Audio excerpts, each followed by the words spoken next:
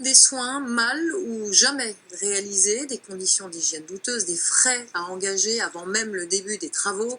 L'affaire Dentexia ressemble fort à un scandale sanitaire et financier du nom de cette chaîne de cliniques dentaires à bas prix. Les plaintes se multiplient, on estime à 2000 déjà le nombre de victimes de ces dentistes véreux. Sébastien Pouquet, Alexandre Lépinet. Bernard Delosier est l'une des victimes d'un scandale sans précédent de soins dentaires. C'est infectible, j'ai sans arrêt des abcès là. De toute façon, vous le voyez là, c'est gonflé comme une pachinière. En 2014, il fait appel à Dentexia pour réaliser ses implants, un réseau clinique réparti sur tout le territoire qui revendique des soins financièrement accessibles et de qualité. Mais la réalité est tout autre. Ils sont plus de 3000 en France à avoir été opérés par ces dentistes low cost. Les conséquences sur la santé sont sans équivoque. Perte de sommeil, de problèmes psychologiques et physiques. Rosario Matina s'est lui fait arracher une dizaine de dents et a perdu 20 000 euros. Il a monté un collectif. Devant moi, j'ai des mails de personnes qui veulent se suicider parce qu'elles ne savent plus comment faire. Elles ne savent plus comment faire.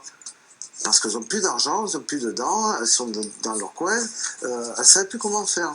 Depuis le mois de mars, Dentexia a été placé en liquidation judiciaire et un premier dentiste marseillais, Harold King, chef de clinique, a été radié de la profession. Hier, c'était au tour de sa salariée Amandine Mazan d'être auditionnée par le Conseil de l'ordre des chirurgiens dentistes. Ma cliente n'a jamais été en mesure de terminer les soins. La société a été liquidée. Elle s'est retrouvée elle-même licenciée du jour au lendemain. Indépendamment du fait d'être salariée, elle est d'abord et avant tout chirurgien dentiste et elle aussi, elle a des règles et elle a un code de déontologie à respecter.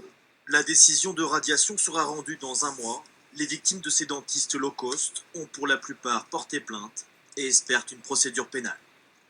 Les centres dentaires à bas prix se sont multipliés ces dernières années avec une clientèle toute trouvée, celle qui a besoin de soins coûteux et mal remboursés et qui, bien souvent, allait se faire soigner dans d'autres pays européens. À l'arrivée, ce n'est pas aussi simple que ça. Clémence Delabaume, Céline Marchand. Un sourire de rêve à prix cassé. À grand renfort de publicité alléchante, les sites internet des centres dentaires à bas coût proposent des soins jusqu'à 60% moins chers qu'ailleurs.